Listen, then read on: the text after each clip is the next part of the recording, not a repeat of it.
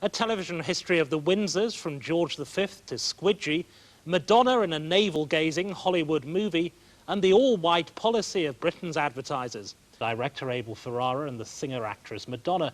Ferrara made his name a bad name in many quarters with the weird and violent 1979 movie Driller Killer. Last year's Bad Lieutenant confirmed his reputation as a maverick and disturbing talent. Madonna has been equally associated with shock, although most of her previous movies have been regarded as shockingly bad. Dangerous Game is, appropriately enough, a film about artists who like to shock. Why did God create men? Why? Because vibrators can't mow the lawn. Come on, that was funny, wasn't it? She's on a roll. Harvey Keitel plays a star director from New York who has come to Los Angeles to make a Hollywood movie of marital bad manners, starring actors played by Madonna and James Russo. Dangerous Game mixes scenes from the lives of the director and his cast with footage from their finished movie and grainy video images from rehearsal. She's saying, this is what I've come to, and this is what I believe in, and every time he hits her, or pushes her, or threatens her, she's like, she's challenged, and she's like, can I live up to this? It begins with him arguing with you that my journey is as spiritual as yours is, you know? I need this on my journey. I need this to face hell. I need the coke. I need the sex. I need the booze. Right. That's as real as your journey, as your spiritual quest is. Dangerous Game plays games with the characters, their roles in the film they are making, and that familiar art movie theme, the nature of cinema itself. As the director character in the film is a bad boy whose movie features scenes of extreme violence, Dangerous Game will inevitably be taken as Ferrara's statement on his own work and life. Just do this for me, baby. Just please. We were so happy. No, I wasn't happy. We were happy. We were. Stevie, that was beautiful, Frank. Put that back in there. Put that back in there, okay? That was beautiful. Do some more of that. Forget about this. That was beautiful. Do it again. Smell her. Okay. Okay. That was beautiful, okay? More of that. Okay? Have you ever asked somebody, have you ever begged somebody for something that you needed? You look at her. You look at her. Smell her. Touch her. We're not rolling? We are rolling. Okay, we're rolling.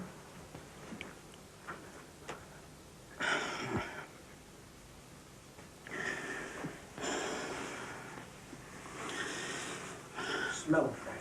Smell it. Lisa Jardine, this is a film that plays a lot of games. It's called Dangerous Game. Did you enjoy playing the games with the director? Well, I thought this film was absolute crap. But having said that, of course, it's trying to be so interesting that we've obviously got to take seriously. It's trying to be so interesting. It's so narcissistic, and I mean narcissistic and self-indulgent at every possible level. It is a movie about making movies. It's a movie about directors' infidelities in which the director, the real director's real wife, plays the Harvey Keitel character film director's wife in the film. Are you following? It's a film in which the slut who is playing the good girl in the film is the slut we know as Madonna, playing a good girl, playing a slut, playing a good girl. Everybody's looking up their own backsides, quite a lot of the time, actually. But at the heart of that, there's an actual offensive core, which we might call tonight's misogynistic moment, which is that we are actually told to watch soft porn, which we watch because it's a film being made in the middle of a film. Right, okay, I want to bring Alison Pearson on that because he does try that trick of just when you're getting irritated or shocked or amazed by something, it's only a film, the clapperboard comes in. Did you play along with the games? No, I didn't really. I think that I preferred him when he was on sort of driller killer mode, really, because I thought that was at least a more honest kind of filmmaking. I think what Ferrara's been doing, I think he's been reading his reviews, and because violence is chic, he's been getting these very promising reviews, and he's now decided that he's not just a maker of great pulp films. He's a thinker. He's an artist. And I think this is where everything's, you know, it's horrendously wrong. I mean, it's a common delusion amongst people who are very good popular entertainers that they now have to take it one step further. I mean, I agree with Lisa. I thought it was a fantastically self-indulgent piece of work, vain and self-regarding. I also think that, I mean, he has this kind of wayward lad persona that comes through, but I actually think he's rather hectoring and superior, and he's saying, forget all that Hollywood entertainment, this is the really serious stuff, and you long for some entertainment, I think. Tony Parsons, do you go along with this? Well, I thought it was ugly, violent, cruel, and by far the best film I've seen all year, by a long shot. I thought it's kind of filmmaking that Martin Scorsese used to do before all his teeth fell out. It was like Quentin Tarantino without the shooting, and it's Last Tango in Paris for coked up yuppies. I thought it was a genuinely traumatic and troubling, great film. And very, very strong stuff. I mean, apparently they were going to call it 4 Beatings and a Sodomy, but they changed it at the last moment.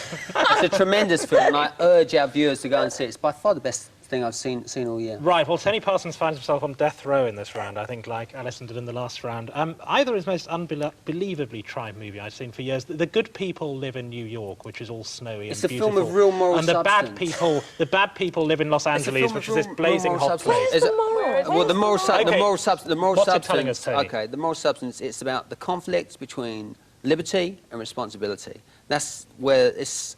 Right, Anybody that grew up in the 60s or the 70s has grown up with the belief that we can pretty much do whatever we want. That's paramount. That's the most important thing. And it's about that notion. It's about the hypocrisy of Club 30 to 50 hitting a brick wall. And there's something real and true about it, and it's a film with a real moral spine. And it is ugly and it is disturbing, but it's a tremendous film. What I love hearing you talk about that is that you're exactly who this film is aimed at. You know, with all then it's worked. Then it's worked. Then it's worked. But these, you know, from the very start, when you go into grainy handheld video in order to see the Harvey Keitel director saying his meaningful things about what these crap lines in the inserted movie are going to be about. I mean, in a sense, if this is a good movie, then it's a good movie about sucking us into the idea that the trash that's spoken in the Mother of Mirrors, or whatever the movie they're making is called. If it was Scorsese, if it was De Niro, you'd all be applauding. No, we wouldn't.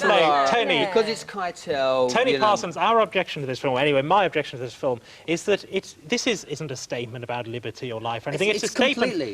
Just merely finish this. It's a statement about his career and the making of movies. There is a scene at the end where when everything's gone wrong, he switches on the tape and he's watching Werner Herzog's film about Burden of Dreams. And Herzog makes a little statement. His wife is the wife of Harvey Keitel. That's even more autobiographical.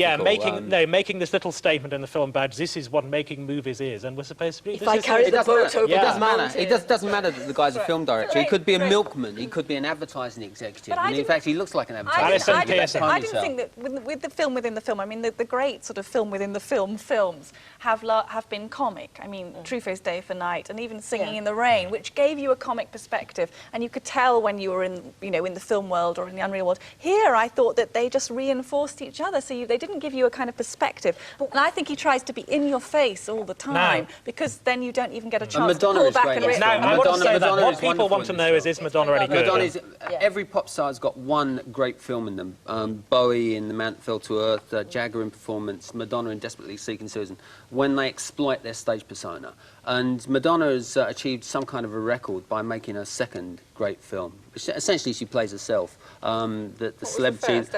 Desperately Seeking Susan, yeah. So it's Madonna's second great performance. Well, she is terrific. I mean, I think Madonna is terrific. I think Harvey Keitel is wonderful. I mean, we're not talking, I don't think, about performances. So there's two great performances, but you don't like it. Movie. Okay, I'm going to have to bring to the end what Abel Ferrara would call a discussion within a discussion.